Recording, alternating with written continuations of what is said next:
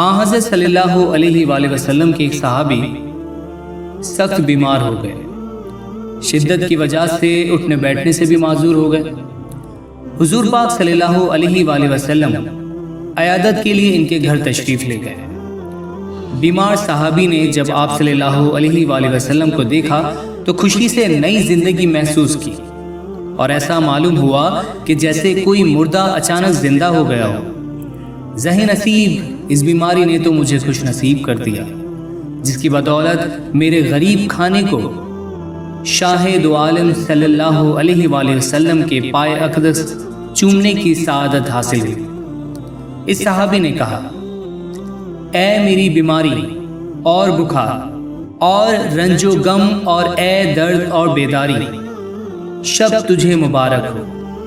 بے سبب تمہارے اس وقت نبی پاک صلی اللہ علیہ وآلہ وسلم میری عیادت کو میرے پاس تشریف لائے۔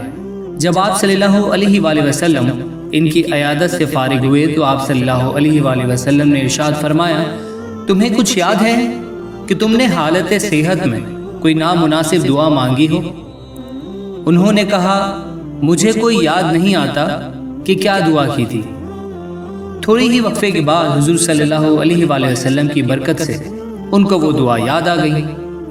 صحابی نے عرض کیا کہ میں نے اپنے اعمال کی کوتاہیوں اور خطاؤں کے پیش نظر یہ دعا کی تھی کہ اے اللہ تعالیٰ، وہ عذاب جو آخرت میں آپ دیں گے وہ مجھے اس عالم دنیا میں دے دے، تاکہ عالم آخرت کے عذاب سے فارغ ہو جاؤں۔ یہ دعا میں نے بار بار مانگی، یہاں تک کہ میں بیمار ہو گیا اور یہ نوبت آ گئی کہ مجھ کو ایسی شدید بیماری نے گھیر لیا کہ میری جان اس تکلیف سے بے آرام ہو گئی۔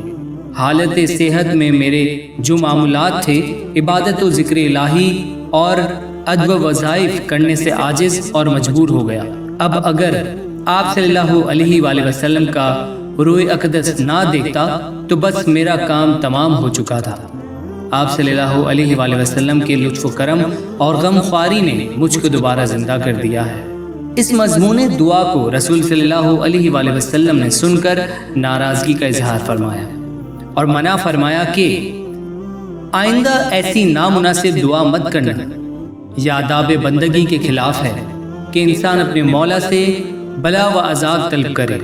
انسان تو ایک کمزور چونٹی کی مانند ہے، اس میں یہ طاقت کہاں کہ آزمائش کا اتنا پہاڑ اٹھا سکے۔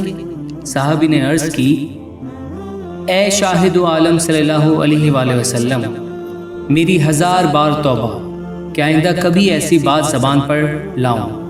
حضور صلی اللہ علیہ وآلہ وسلم، میرے ماں باپ آپ صلی اللہ علیہ وآلہ وسلم پر قربان، اب آئندہ کے لیے میری رہنمائی فرمائیں۔